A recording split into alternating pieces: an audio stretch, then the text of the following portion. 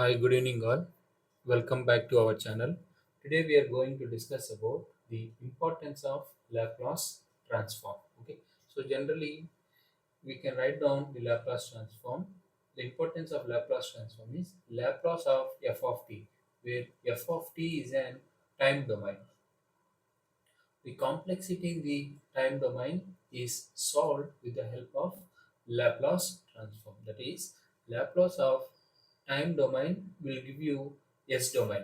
Then what is S domain? S is equal to j omega, and this can be written as j into 2 pi f.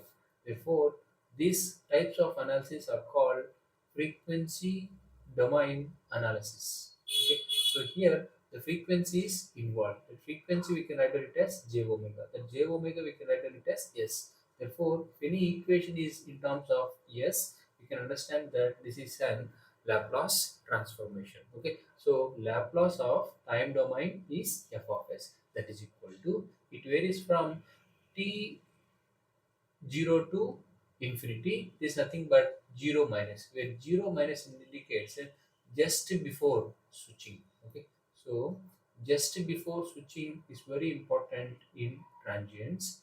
So just before switching means, for example, we have a switch like this. Okay, so at this is the position of the switch which is at just before switching is t minus. The switch try to close, and this is at t equal to 0. At t equal to 0, the switch is closed. Just before closing is how much? 0 minus. And just after closing, we can render it as t equal to 0 plus. The limits are varying from just before switching 0 minus to infinity. Okay, so here the switch is closed and it is available for a time of t equal to infinity. F of t, where f of t is an time domain function e to the power of minus st into dt. If you perform the integral of f of t into e to the power st into dt, then it will be converted into this form. So whether this Laplace exists or not, is this value should be a smaller value compared with respect to infinity. The value of f of s should be lesser, okay, than compared to infinity value. So already I told this 0 minus, I can write it as t equal to 0 plus. Okay, so the time taken from 0 minus to 0 plus is very less. It's nothing but 0.01 second. In this time itself, the switching will be happened. That's why we are calling it as 0 minus as 0 plus to infinity f of t into e to the power minus st into dt. Now how to define? Yes, already I told s can be expressed as j omega. So where j is nothing but a j operator, and this can be written as j into 2 pi f. Okay, where f is nothing but the frequency domain, or it is in angular frequency. Okay, so that's why we call it as omega is called as angular velocity. Okay, so this is called angular velocity, and it is expressed per radian per second. Okay, that is way of expressing angular velocity. So now this s also can be written where s is an complex number. So complex number we can write it as a plus iv form. This can be expressed as in the below format, the complex from Sn sigma plus j omega, where omega and epsilon we are going to represent with, sorry, not epsilon, omega, where omega is called as damping factor.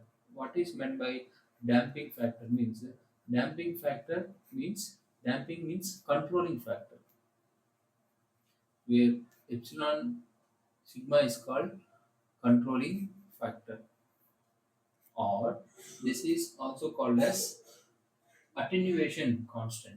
Okay, so attenuation signals are there. The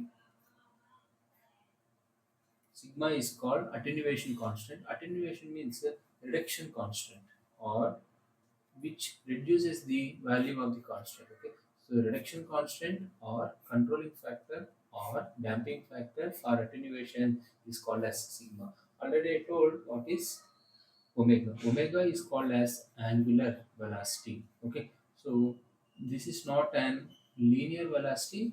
This is an angular velocity. So this can be written as a, so radian is nothing but in terms of theta divided by second.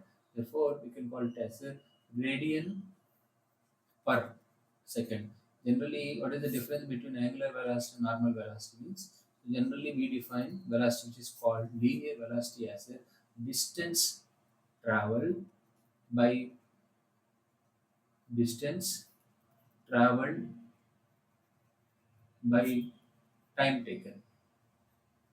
So distance we can express in meters per second. But angular velocity, so here the length is measured in terms of meter. But here it is not with respect to length, this is with respect to rotation. The rotation can be expressed in terms of angle, theta 30 degrees, 40 degrees, 180 degrees or 360 degrees, radian per second. This is how to define S, where S is nothing but sigma plus j omega, and S domain means which is nothing but frequency domain analysis, and this is the definition of a Laplace transform. Okay, but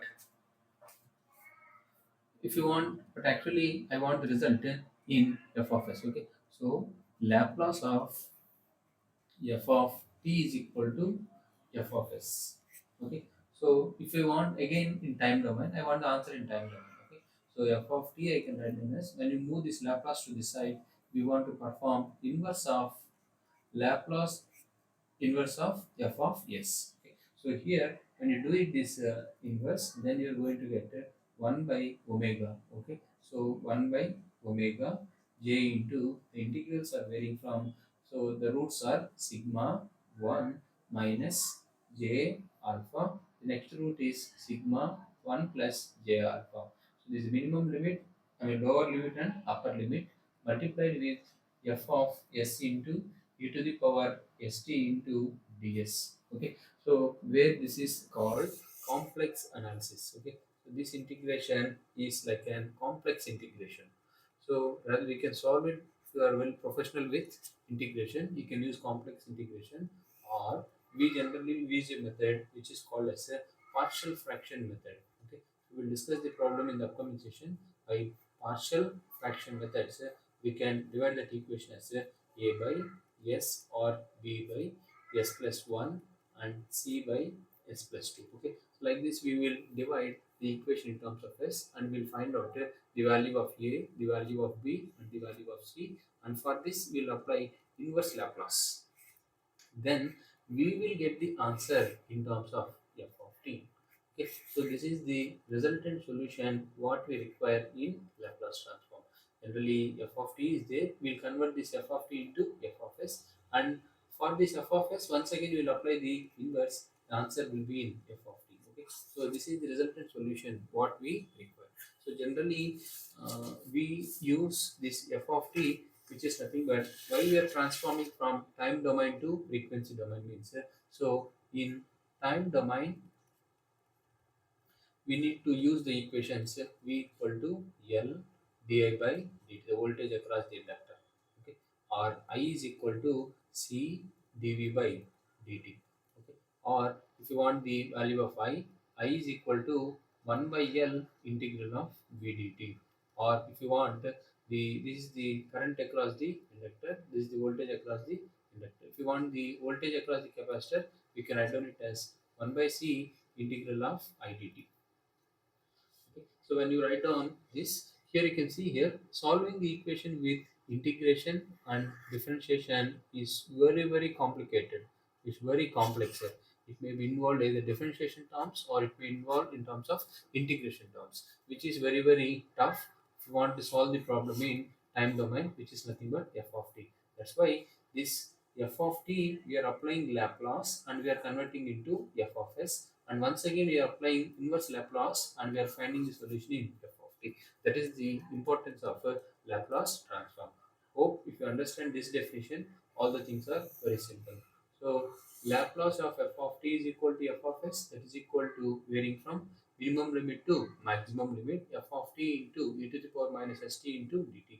Condition is that this value should be smaller than compared to infinity, and this type of analysis is called frequency domain analysis. Here, where s is nothing but a complex number, we can write down it as sigma plus j omega, where sigma is called damping factor and omega is called angular velocity. Okay. hope you are able to understand the concept of Laplace transformation. So Laplace transformation is the simplest way of solving a problem rather than using a differentiation or integration terms in time domain. Okay. So thank you for watching. We'll meet in the next video on the problems on Laplace transform. So if you feel that my explanation is good, please like the video, and if you have, share to your friends those who are studying these subjects. If you have any doubts, let me know in the comment section. I can answer your comment.